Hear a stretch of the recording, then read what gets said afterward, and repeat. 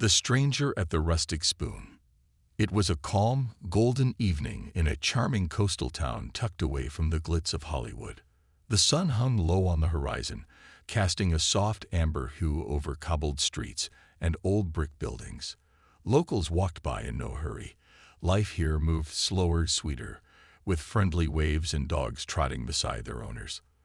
Laughter drifted from open windows, and the scent of home-cooked meals filled the air. This wasn't a place where you'd expect to find a Hollywood legend walking unnoticed.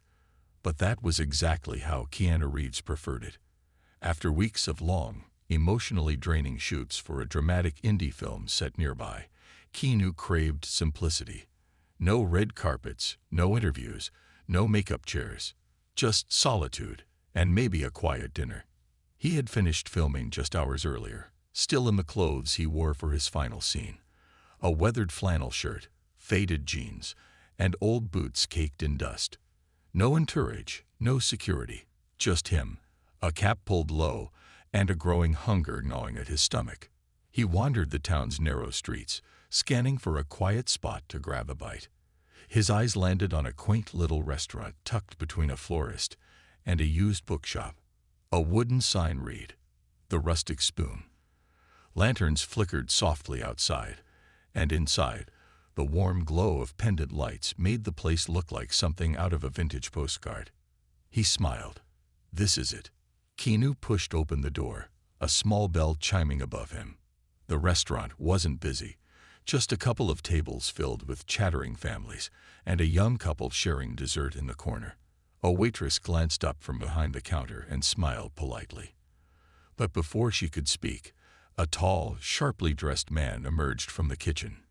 He was in his late 40s, with slicked back hair, a designer watch, and a frown permanently etched into his face. He looked Keanu up and down. "Sir, can I help you?" the man asked, his tone clipped. "Yes," Keanu said with his signature soft voice. "Just looking to get a table for one." The man raised an eyebrow and stepped closer, eyeing Keanu's worn clothes and dusty boots. "I'm afraid we're fully booked." Keanu looked around. Half the tables were empty. "Oh," he said gently. "That's all right. I don't mind waiting." The man's eyes narrowed. "We have a dress code," he added flatly. Keanu paused. He wasn't unfamiliar with rejection or snobbery, even as a celebrity. But something about this moment felt different. The man wasn't simply turning away a customer. He was judging someone he thought was beneath him. Keanu gave a small nod. "Understood. Thank you anyway." He turned to leave, his stomach still empty, but his heart surprisingly light. Because just as he pushed open the door to step outside, something unusual caught his eye. A small, scruffy dog sat just outside the restaurant, huddled under a bench. Its fur was matted, and it looked up with tired eyes. Keanu's gaze softened. He crouched down slowly, not to startle it. "Hey there, buddy," he whispered. The dog tilted its head, hesitant at first, but then inched closer. The restaurant door opened behind him, and the same man stepped out, now talking loudly to the waitress inside. Honestly, the nerve of some people. Walking in here like this is some dive. Can't even be bothered to shave. Keanu didn't react. He gently extended a hand to the dog, who slowly crept closer and sniffed his fingers. "You hungry too, huh?" Keanu murmured. He reached into his jacket pocket, pulling out a protein bar he had saved from earlier. He opened it and broke it into pieces, setting them gently on the ground. The dog sniffed and then began to eat, cautiously but gratefully. "Of course he's feeding stray dogs now," the man muttered behind him. "Some people just have no class." That's when the waitress stepped outside and whispered, You're Keanu Reeves." Keanu looked up, a bit amused, and smiled. "Guilty." Her eyes widened. I'm so sorry. I didn't realize. If I'd known." He held up a hand. "No need to apologize. It's all good." But the restaurant owner's face turned pale. "Wait, you're the Keanu Reeves." Keanu rose slowly to his feet. The stray dog nudged against his leg. "I was." he said with a smile. "But I think my dinner date here just became more interesting than your menu." He turned back to the dog. "What do you think, buddy? You and me, somewhere with real heart." He gave the dog a playful scratch behind the ears, and it wagged its tail for the first time. What happened next? Keanu picked up the dog, gently cradling it in his arms. As he walked down the street, the stars began to twinkle above. Locals passed by, doing double takes as they realized who he was. A little girl tugged on her mother's hand and pointed. "Mom, that's John Wick, with a dog." Soon, whispers turned to smiles. But Keanu didn't care about the attention. His mind was on something else. He stopped at a small food cart run by an elderly couple. The aroma of grilled cheese and tomato soup filled the air. The cart had a bench nearby and a dish of water for passing pets. Keanu asked if the dog could join him, and the couple beamed. "Of course, honey," the old woman said. "That pup looks like he needs a friend." They sat there, man and dog, sharing a simple meal that somehow tasted better than anything on the Rustic Spoon's menu ever could. Keanu asked the couple if they knew the dog. They shook their heads but said the poor creature had been hanging around for weeks, ever since the nearby shelter had closed due to lack of funding. Keanu looked down at the dog, whose ribs showed under his fur. He felt something stir inside him. Not just sympathy, but purpose. This wasn't a random moment. It was a sign. The next morning, at sunrise, Keanu made a phone call to his assistant. By noon, he had quietly donated the full funds to reopen the town's animal shelter, anonymously. But that wasn't all.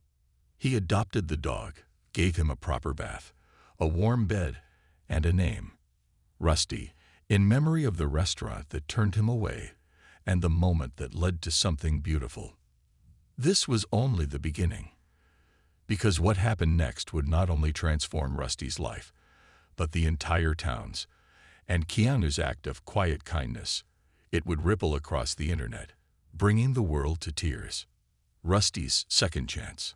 The morning sun poured in through the curtains of a modest guest house tucked on the edge of the quiet little town.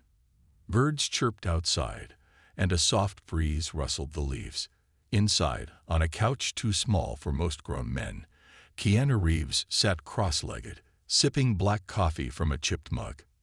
Next to him, wrapped up in a faded but cozy blanket, lay Rusty, the scrappy stray dog who had, just 12 hours earlier, been homeless, hungry, and hopeless. Now Rusty was snoring softly, his tiny paws twitching in dreamland, likely chasing something that once seemed impossible. Safety. Keanu watched him with a strange sense of fulfillment, one that even blockbuster films and standing ovations had never quite given him. This wasn't a role. This wasn't a scene. This was real. A man of quiet purpose. Most people knew Keanu as an actor. Some knew him as a quiet, humble soul. Few knew that after every film project, Keanu would take solo road trips or stay in small towns, avoiding fame, just to stay grounded. But something about this place was different. Something about Rusty was different. It wasn't just the way the dog had looked at him. It was the timing, the feeling, the message. Keanu picked up his phone. His assistant had already messaged. Shelter fund transferred successfully. Town mayor sends thanks. Want to release a statement. Keanu typed back. No names. No press. Let's just do what matters. He leaned down and rubbed Rusty's head gently. How about we take a walk, boy? Rusty yawned, stretched, and wagged his tail lazily. The town awakens. As Keanu walked Rusty through the cobbled streets, a few townspeople started to recognize him. Isn't that Keanu Reeves?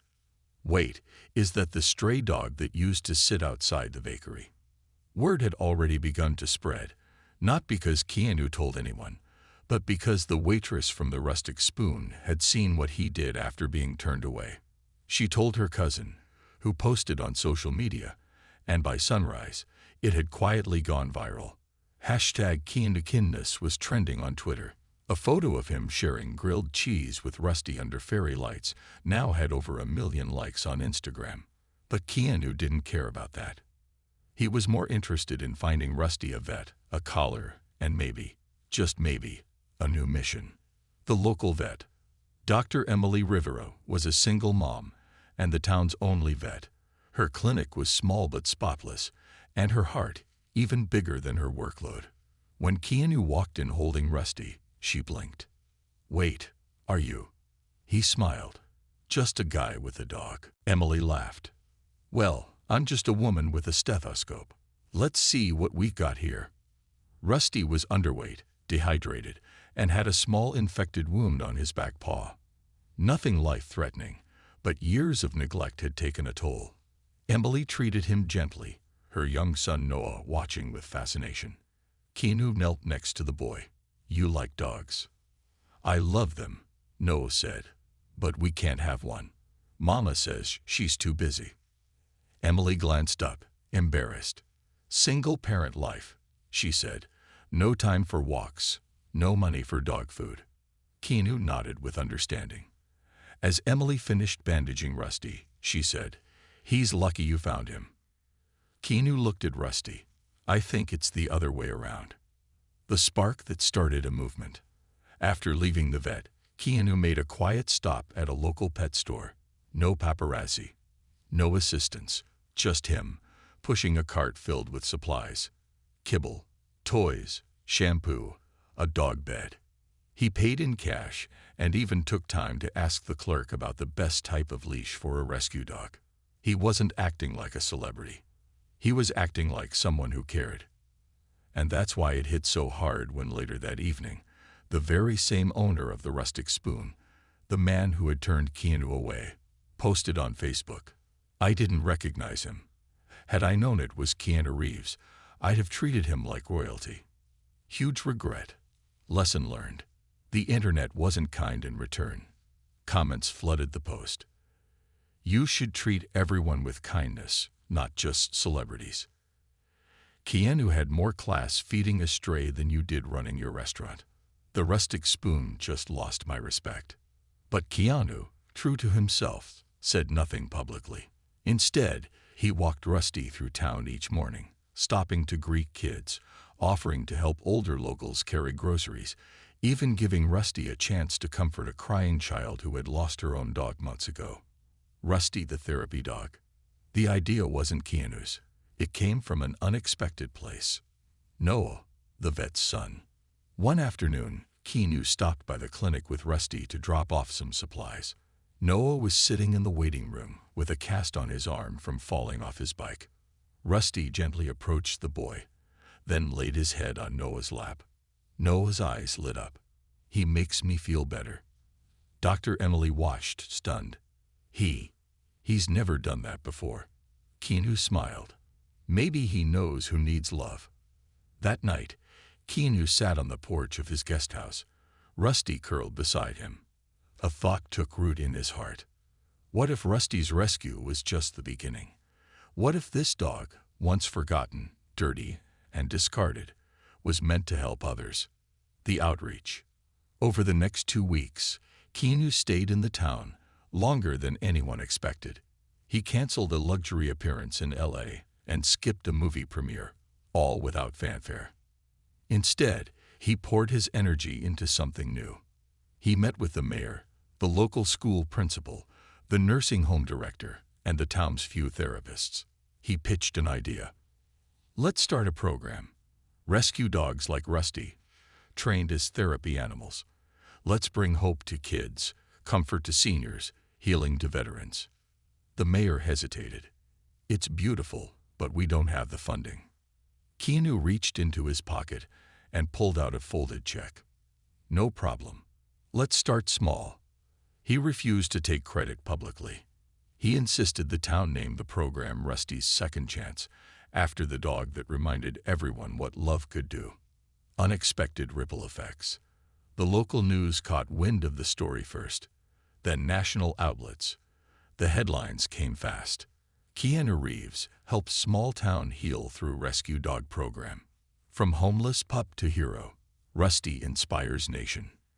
Keanu's kindness ignites animal therapy movement. Shelters across the country began receiving donations, some anonymous, some inspired by the story. Rescue adoptions spiked. Even celebrities started sharing their own stories of helping animals. But Keanu still walked Rusty every morning like nothing had changed. Because to him, nothing had. He didn't do it for headlines. He did it because it was right. The girl with the sketchbook. One day, while sitting in the park, Keanu and Rusty were approached by a shy teenage girl with a sketchbook. "Mr. Reeves," she said softly. Keanu looked up. "Hey, I drew something. For you." And Rusty. She opened her book to reveal a stunning pencil drawing. It was of Keanu sitting under the food cart lights, breaking his protein bar in half to share with the dirty, stray dog. Keanu blinked, genuinely touched. "This is incredible. My dad was a vet," she said. "He passed away last year. I stopped drawing for a long time. But then I saw your story online. It gave me hope again." Keanu gently took her hand. "Then your dad would be proud." That night, Keanu hung her sketch in the community center, right above a plaque that read, "Every second chance is a chance to change the world." Back at the guest house, Keanu sat with Rusty watching the sunset. "You know, buddy," he whispered, "we were both strays in our own way." Rusty licked his hand. Keanu smiled. "But look at us now." Rusty rested his head on Keanu's lap as the screen fades to black. The boy who stopped talking. It was a cool Monday morning when the town's elementary school opened its doors to something it had never experienced before. Not a celebrity, not a performance, but a moment that would become legend. Inside the hallways, the usual sounds echoed. Sneakers squeaking on polished floors, the buzz of chatter, and the soft clink of lunch trays being stacked in the cafeteria.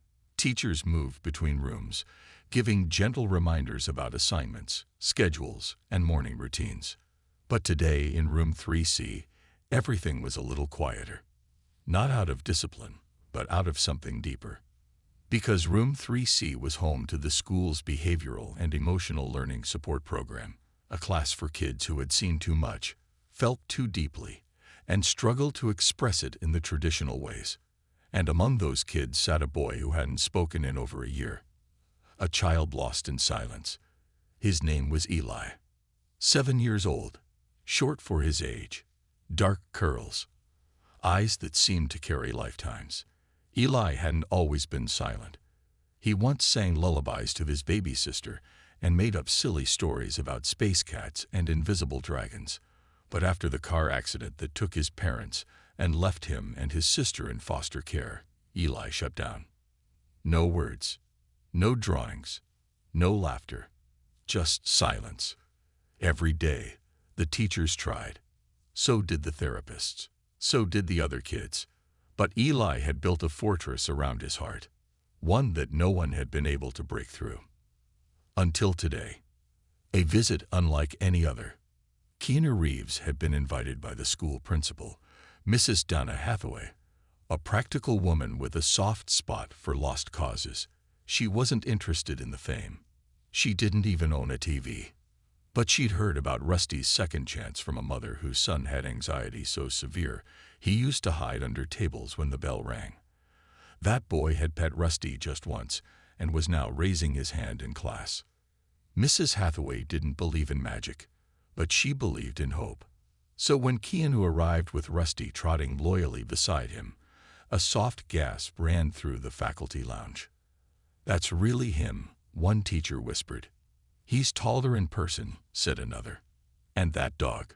Oh my heart, look at that dog." Keanu wore a flannel shirt, jeans, and that same soft expression.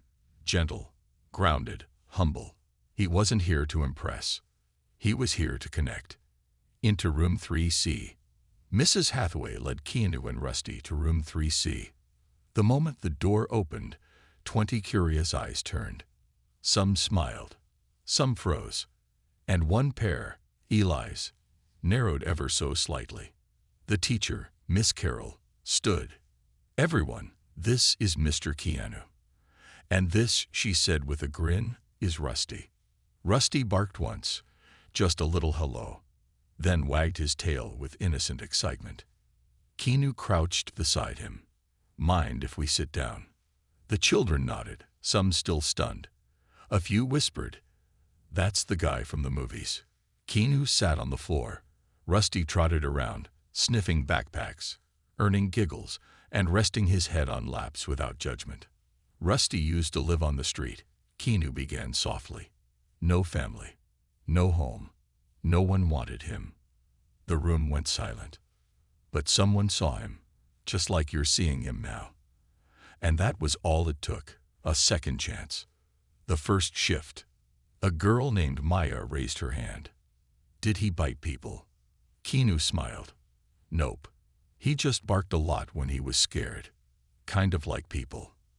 A few kids chuckled. A boy with ADHD, whose teacher often struggled to keep him focused, gently reached down and let Rusty lick his hand. That's when Eli did something no one expected. He stood up. He didn't say a word, but he walked, slowly, cautiously, across the room, eyes locked on Rusty. Everyone froze, even the teacher. Rusty turned. He didn't jump, didn't bark. He just walked over to Eli and sat. Keanu watched quietly, not wanting to interrupt. He could feel something happening. Eli knelt. Then, hands trembling, he placed one hand on Rusty's head. His fingers curled into the dog's fur. And that was when it happened. Eli whispered something. It was too quiet for most to hear. But Keanu did. And so did Miss Carol. He said, "You're safe now." The power of that moment. Tears welled in Miss Carol's eyes. She knelt beside Eli. "Sweetheart, did you just talk?" Eli didn't look at her. He kept his eyes on Rusty. His small voice trembled. He's scared. I can tell. But he's okay now." Keanu swallowed hard. He'd been on movie sets with pyrotechnics and million-dollar shots. He'd held Oscars and stood before thousands. But he'd never felt anything as powerful as this. He moved slowly to sit beside Eli, keeping his tone gentle. "You know, buddy, he was waiting for someone just like you." Eli nodded. "I'm gonna draw him," he whispered. "Draw?" Miss Carol asked. Eli looked at her and, for the first time in a year, smiled. Aftermath. That afternoon, the principal called Keanu into her office, barely able to speak through tears. "I've never seen anything like that." Keanu didn't say much. He only smiled. "Neither have I." The news traveled fast. Not to the press. Not yet. But to parents. To therapists. To hearts. A child who had been considered lost had taken the first step back, because of a dog no one had wanted, and a man who never stopped believing in quiet kindness. The sketchbook. The next day, Miss Carol found something on her desk. A sketchbook with a note. "For Mr. Keanu and Rusty. Thank you for finding me." Inside was a drawing. Simple, pencil-lined. It showed a boy kneeling in front of a dog. The caption read, "Two strays, one heart. The ripple effect continues." Within weeks, requests began flooding in from neighboring towns. Schools, hospitals, foster care centers, PTSD clinics. Everyone wanted to meet Rusty. Everyone wanted to know how a rescue dog could rescue so many. But Keanu refused to turn it into a tour. This wasn't PR. Instead, he funded Rusty's second chance chapters in 3 nearby towns. He worked with Dr. Emily, the local vet, to train more rescue dogs to be therapy companions. Volunteers came forward. Vets donated time. Children donated allowance money to help the dogs find homes. And Eli? He now spoke every day. He drew. He laughed. He played. His sister, still in foster care with him, told their social worker. Rusty fixed him. But I think Mr. Keanu helped too. One quiet conversation. One night, Keanu stood alone under the stars. Rusty sat beside him, looking up at the sky. "You think we did good today?" Keanu asked. Rusty wagged his tail. He smiled.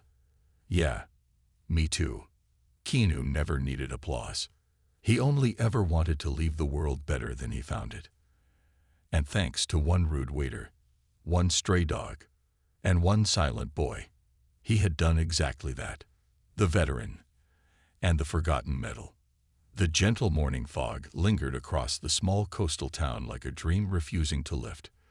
Birds chirped faintly, and the dew sparkled on the grass, as if nature itself was paying attention to what was about to happen. Inside a quiet apartment above a local bakery, Keanu Reeves sat cross-legged on a yoga mat, deep in meditation. Rusty lay beside him, snoring softly, his tail occasionally flicking in rhythm with his dreams. This wasn't just another morning. It had been nearly a month since the day Keanu stumbled into the Rustic Spoon, only to be refused service because of how he looked.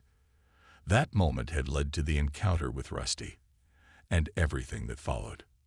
Now, their mission was growing. Lives were being touched. Hope was being planted where despair had taken root.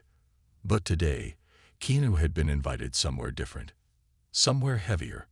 Somewhere sacred. The Veterans Center. The Street Gabriel Veterans Center sat at the edge of town. It wasn't flashy. Just a long one-story brick building with fading paint and a flag that waved proudly over the entrance. Inside, it smelled of old books, coffee, and time itself. It was a place where war heroes faded into anonymity, where memories walked the hallways like ghosts, and where the silence was often louder than words. Keanu had been asked to visit, not as a celebrity, but as a man who had brought hope to children and strangers alike. But he brought something even more important than his name. He brought Rusty, the silent soldier. As Keanu entered the center, he was greeted by an elderly woman with kind eyes and a badge that read Nurse Miriam. "Mr. Reeves," she said, smiling. "Thank you for coming. They don't talk much around here, but they've all heard about the boy in room 3C. Keanu nodded softly. "It's my honor." She led him through the quiet halls where framed photos of young soldiers lined the walls, frozen in time, full of strength and youth. But the men inside these rooms, they were older now, slower, and most of them carried invisible wounds. There was one in particular Nurse Miriam wanted Keanu to meet. Corporal Henry Blake, retired. Age, 82. Conflict, Vietnam. Condition, PTSD. Survivor's guilt. Diagnosis, advanced Parkinson's, speech limited. Isolated, doesn't speak to anyone. "Henry hasn't said a full sentence in over 2 years, Miriam whispered as they approached room 17. "He sits with his back to the world, refuses therapy, doesn't speak to family. He gave up." Keanu placed a hand over his heart and nodded. "Let's try." Room 17. The door creaked open slowly. A dim lamp flickered in the corner, revealing a man sitting in a worn-out armchair, staring blankly at the wall. His hands trembled faintly on his lap. His eyes, once sharp, now held shadows. Keanu stepped in silently. Rusty followed, nose twitching, ears perked. At first, Henry didn't move. Keanu didn't rush. He sat on the floor across the room, leaned his back against the wall, and simply waited. Rusty walked forward, cautiously, then paused. He sniffed the air, then the floor.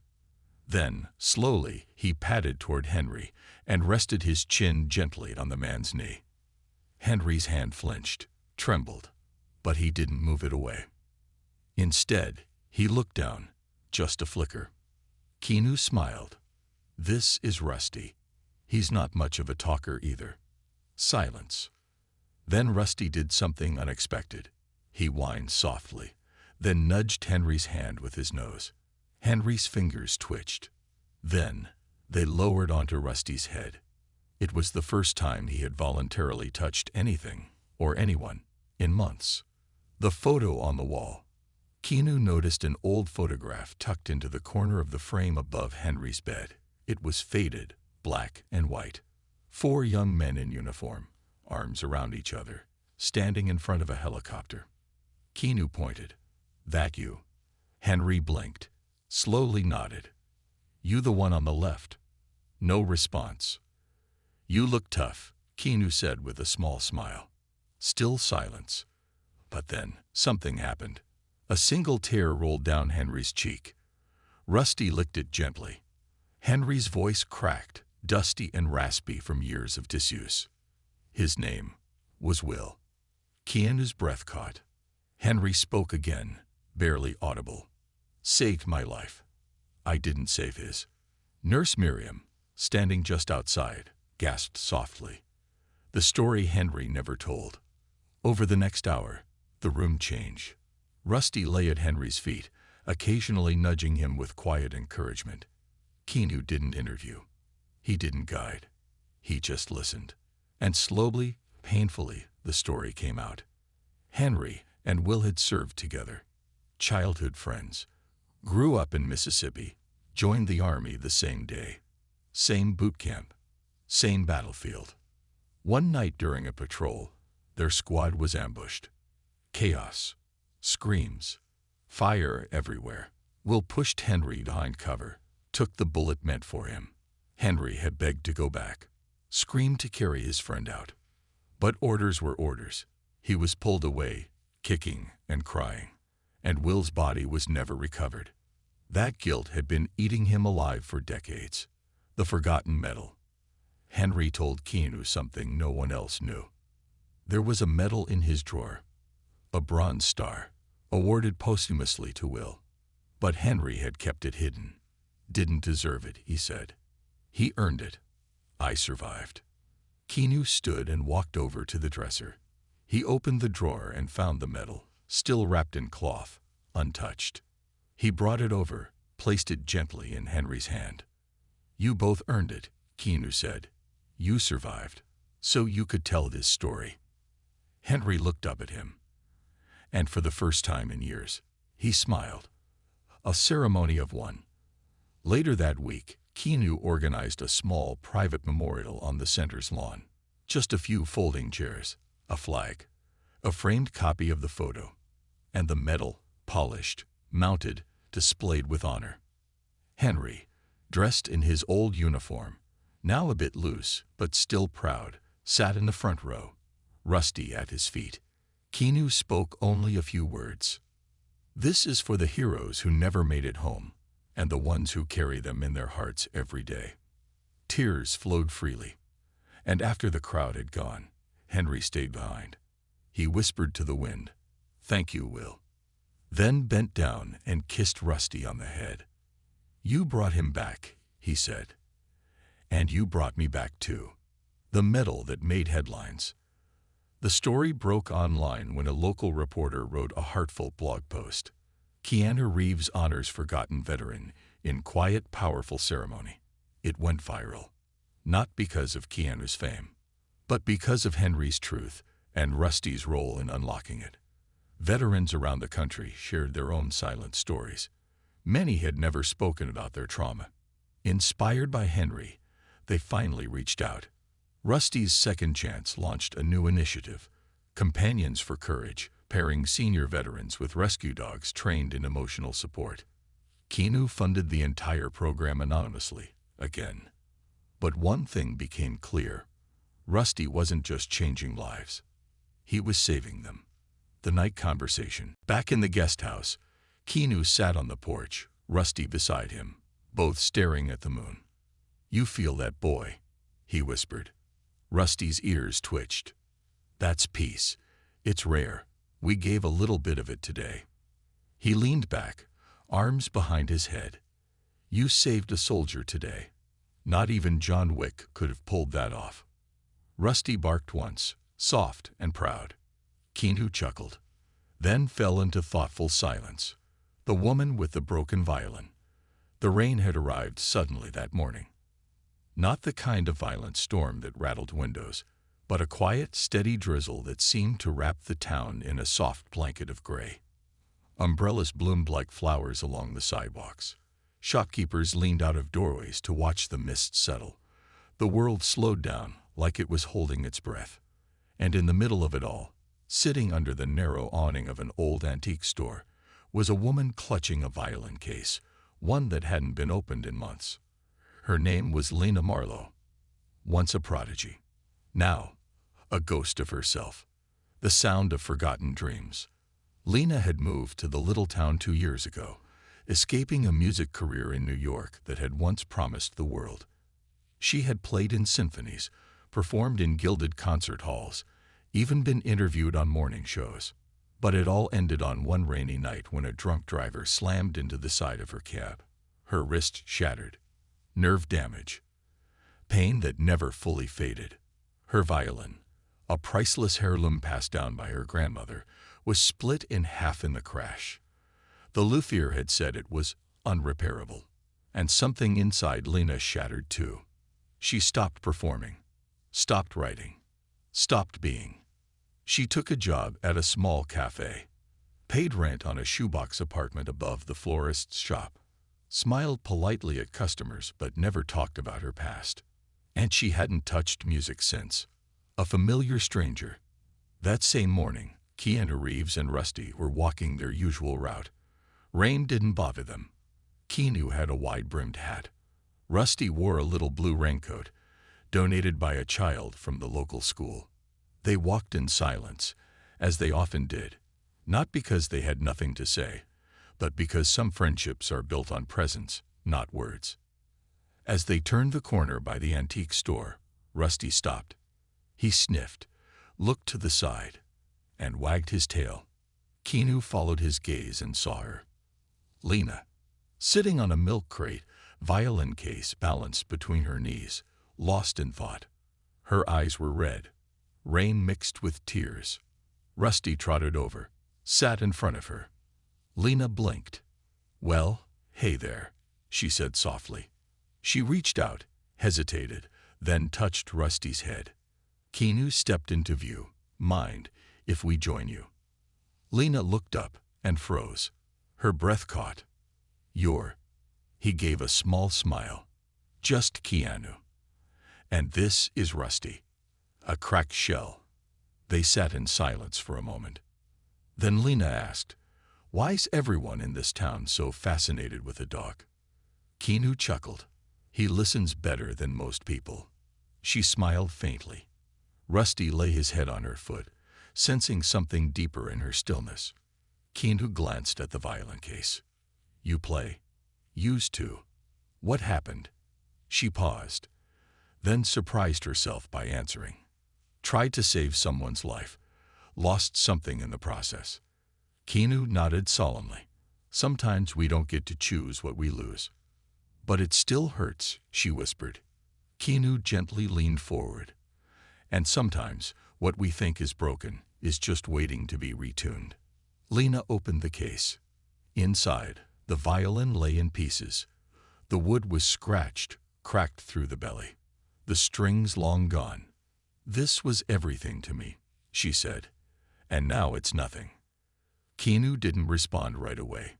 He just looked at it quietly. Then he said, "I know someone who might see it differently. The luthier in the hills." 3 days later, Keanu knocked on the door of an old, ivy-covered cottage at the edge of town. The man who answered was in his 70s, white-bearded, with hands that trembled from arthritis, except when they touched wood. His name was Ezra Bell, a master luthier, a recluse. He had built instruments for legends and then disappeared into obscurity after losing his wife. Keanu placed the broken violin gently on the workbench. "She doesn't believe it can be saved," he said. Ezra studied the wood like it was a living thing, ran his fingers over the cracks, closed his eyes. "She's wrong," he whispered. He looked at Keanu. "This violin has a scar, but scars tell stories." Meanwhile, Lena breaks down.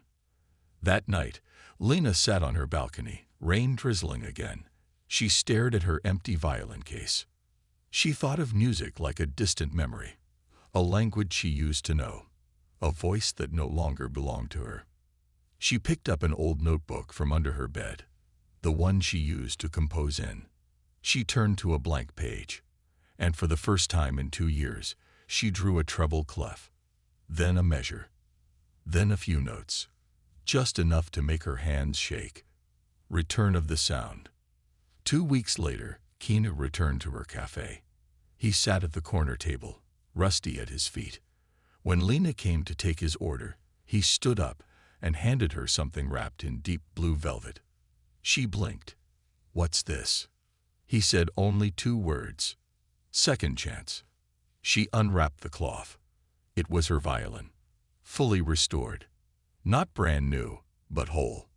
The wood bore its old color, but the cracks had been filled with gold leaf in the ancient kintsugi style, just like Japanese pottery that's repaired with gold to honor the break, not hide it. Lena gasped. "This isn't a repair," she whispered. "It's beautiful." Keanu nodded. "So are you." The first note. That night, Lena stood in the town square with trembling fingers. A small crowd had gathered. Word had gotten out. She lifted the violin to her shoulder, took a deep breath, then played the opening notes of a melody her grandmother used to hum when she couldn't sleep. The town went silent. Rusty lay at her feet, eyes closed. Keanu stood at the back, arms crossed, eyes glistening. Lena played through tears, and in those notes were pain, grief, hope, and healing, woven into a song that wrapped around every listener's heart like a warm blanket. When she finished, the crowd was still, and then erupted in applause. But Keanu didn't clap. He only nodded, eyes full of something deeper. Respect, gratitude, wonder, an offer from the universe. The next morning, a well-known music therapist visiting from the city saw a video of Lena's performance online. He reached out, offering her a spot in a touring program that brought music to trauma centers, hospitals, and refugee shelters. Lena said yes. She didn't go back to the stage. She went forward to the people who needed the music the most. And her first stop, a visit to room 3C, where a little boy named Ely asked if she could teach him to play. Closing scene. Keanu and Rusty sat outside the florist's shop. Lena had just boarded the bus for her first tour. Keanu looked down at his dog. "You know what you are, Rusty." Rusty looked up, tail wagging. "You're not just a rescue dog. You're a rescuer." Rusty barked. Keanu smiled. "Yeah, you heard that too, didn't you?" That high note she hit. Rusty pawed at the ground excitedly. That, Keanu said, was the sound of someone remembering who they are. The waiter who lost his way. Night had fallen over the small town like a soft curtain. Streetlights flickered gently. The ocean breeze carried a faint scent of salt and jasmine. People tucked themselves into their homes after long days of work, school, and heartwarming news stories, most of which, lately, had featured a certain humble Hollywood actor and his extraordinary dog.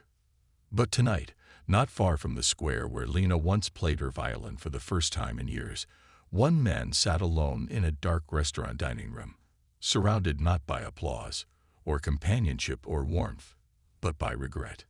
His name was Julian Hartman, and he was the man who, weeks ago, had made what he thought was a routine decision. To deny service to someone who looked disheveled, to enforce a dress code, to protect his image, to judge a man by his boots, not his heart. He didn't know it then. But that decision had changed everything. Haunted by a moment. Julian wasn't a bad man. At least he didn't used to be. He had once dreamed of owning a fine restaurant not to impress, but to create, to feed souls, not just stomachs. The Rustic Spoon had been his passion project, a place where memories could be made over roasted duck and lavender potatoes, where anniversaries and birthdays would be filled with warmth and candlelight. But somewhere along the way, ego replaced empathy. When critics didn't come, when profit margins shrank, when fine dining tourists chose the trendy cafes over his quiet tables, Julian hardened. He became bitter, rigid, obsessed with presentation and status. And on that now infamous night, when a dust-covered man in flannel walked through his doors, Julian didn't see a human being. He saw a problem. The fallout. Julian never expected what followed. Within days of denying Keanu Reeves service, his restaurant was thrust into a storm. Not because Keanu said anything, but because everyone else did. Customers stopped coming. Reviews flooded online. A place where appearances matter more than kindness. Denied a man who has more grace in his pinky than this place has in its menu. Rusty the dog has better judgment than this owner. Julian tried to defend himself at first. I didn't recognize him, he posted online. But the public didn't buy it. Because the issue wasn't that he turned away Keanu Reeves. It was that he turned away a stranger in need. And in doing so, he turned away himself. The spiral. Weeks passed. The restaurant emptied. Staff quit one by one. Julian stopped updating the chalkboard menu. Stopped lighting the candles. Stopped cooking. He sat in the back booth each night, sipping cold coffee, watching his dreams dissolve like sugar in water. And then came the knock. The unexpected visitor. It was a Wednesday night. Rain again. Fitting. Julian had just blown out the last candle and was preparing to lock up when he heard a soft knock at the front door. He frowned. The sign clearly said, "Closed." Another knock. He approached the door and peered through the rain-speckled glass. There, standing in the glow of the street lamp, was Keanu Reeves. And beside him, soaked but unbothered, sat Rusty, tail wagging slowly. Julian opened the door slowly, heart thudding. Keanu gave a small smile. "Thought you might be open."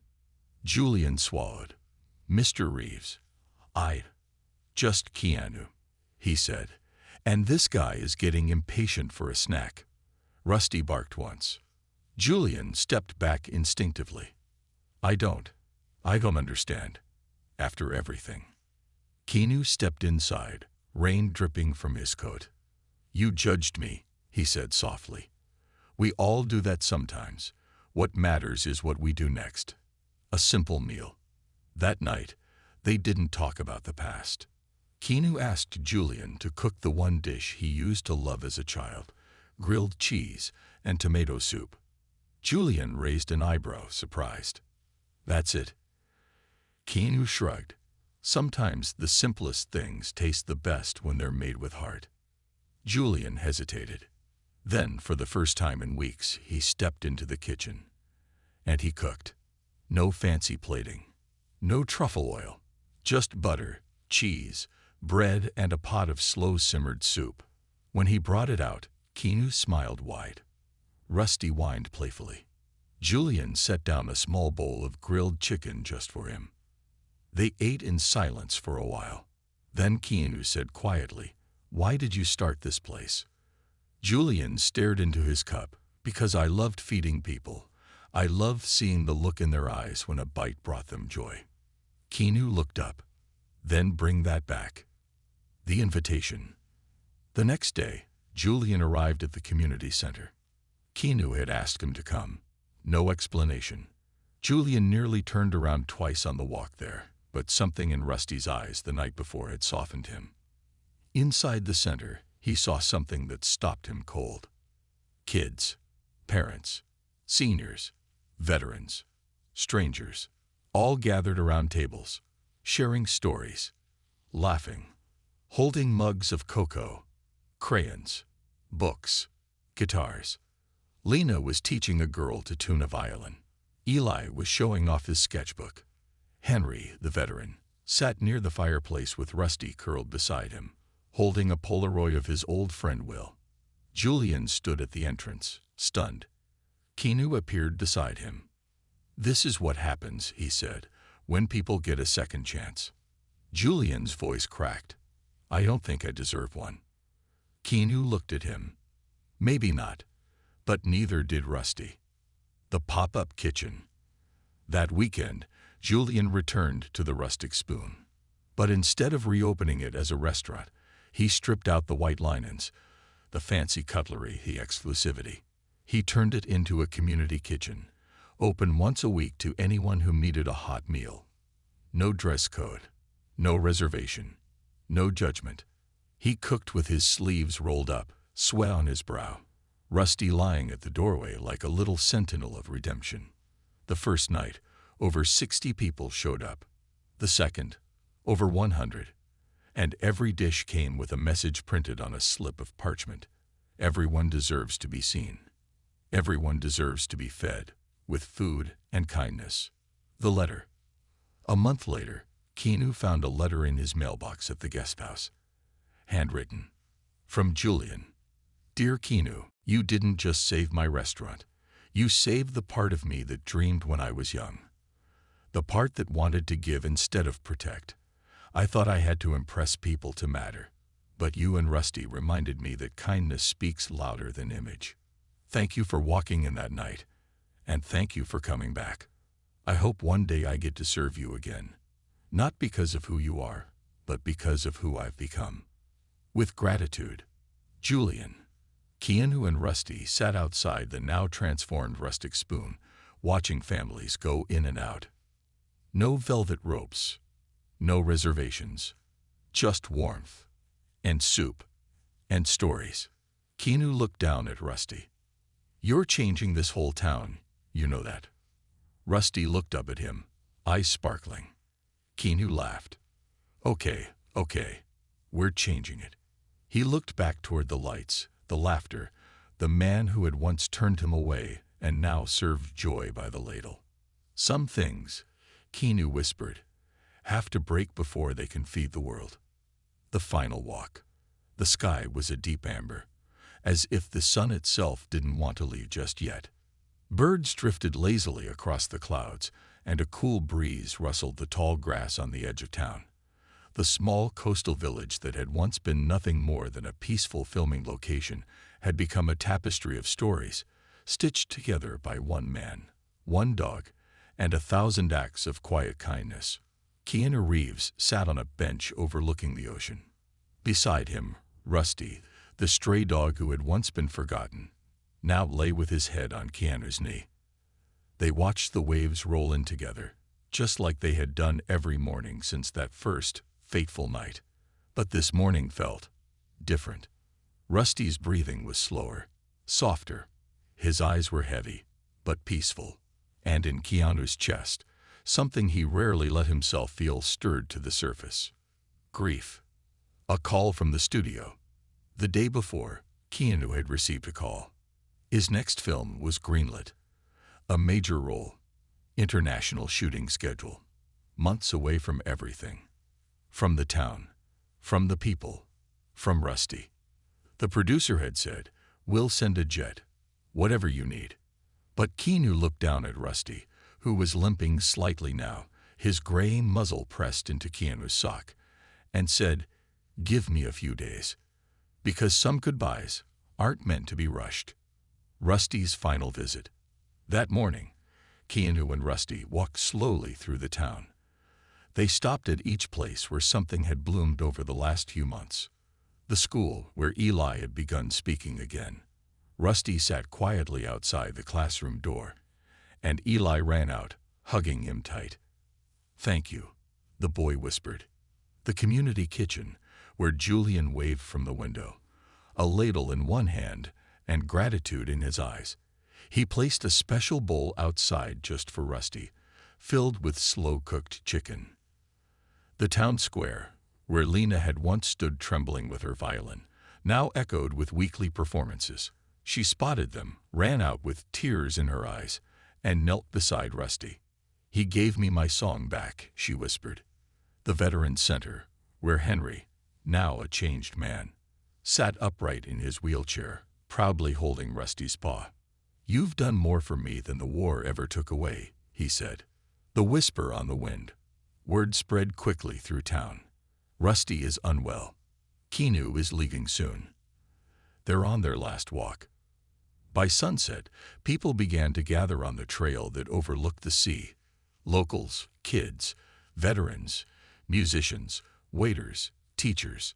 No press, no cameras, just the town, quietly waiting. They didn't gather to say goodbye to a movie star. They came to honor a rescuer with 4 paws, and the man whose heart had been big enough to follow a stray into a destiny far greater than fame. The cliffside bench. Keanu reached the bench on the hilltop where it all began, the spot he had visited every week with Rusty. He sat down. Rusty climbed beside him, curling up the way he always did. But this time, he rested his head on Keanu's lap and didn't move. The golden light of sunset bathed them both. Behind them, the town remained silent, giving them space, but letting them know they were not alone. Keanu ran a hand gently through Rusty's fur. "You remember that night," he whispered, "when we shared a protein bar in the rain?" Rusty's tail gave a faint wag. Keanu chuckled through a tear. "You didn't even like it, but you ate it anyway. That's when I knew we were friends." He looked out to the horizon. "I thought I saved you, Rusty. But the truth is, you saved me." The gentle passing. As the first star blinked into the sky, Rusty took one last breath, long and soft, like a sigh of contentment. Then, he was still. Keanu sat frozen, his hands on Rusty's head, his eyes brimming with tears. He didn't weep loudly. He didn't collapse. He just held his friend and whispered, "Thank you." Behind him, the town remained quiet, many with hands over hearts, others in tears, and children holding candles. The sky turned violet, and somewhere beyond the clouds, the soul of a stray rose into legend. A town transformed. In the days that followed, life returned to the village. But something had changed. Rusty's presence lingered. In murals painted by schoolkids and songs Lena composed, in the meals Julian served, in the words of Henry's memoirs, and in the therapy dog program that now had dozens of new dogs trained to bring light where there was once darkness. And Keanu. He didn't leave right away. He stayed long enough to build something permanent. Rusty's garden. On the edge of the town, overlooking the sea where the bench sat, Keanu funded the creation of a community space. Rusty's garden, a sanctuary of wildflowers, benches, walking trails, and memory stones engraved with names, not of the famous, but of those who had found healing through kindness. At the heart of the garden stood a bronze statue. Keanu, seated with Rusty resting beside him, both looking out toward the ocean. At the base of the statue, a single inscription read, "Sometimes the ones who need rescuing end up rescuing us all." A letter from Keanu. Before he left, Keanu wrote one final letter to the town. It was posted on the bulletin board outside the bakery and printed in the local newspaper. "To the town that changed me. I came here to disappear for a while, to find silence after chaos. I thought I was tired of the world. Instead, I found stories, real ones, hard ones, beautiful ones. You reminded me that the greatest performances don't happen on screens. They happen in classrooms, in kitchens, in quiet rooms where people choose to try again."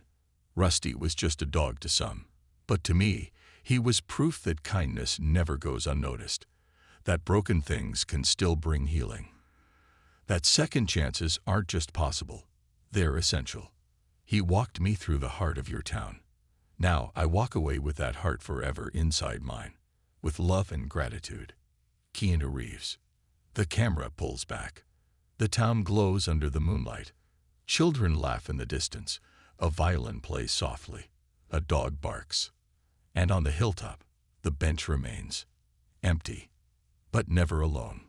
Because the legacy of Rusty and the quiet grace of Keanu Reeves live on in every act of kindness, every healed heart, and every story that dares to say, "You matter.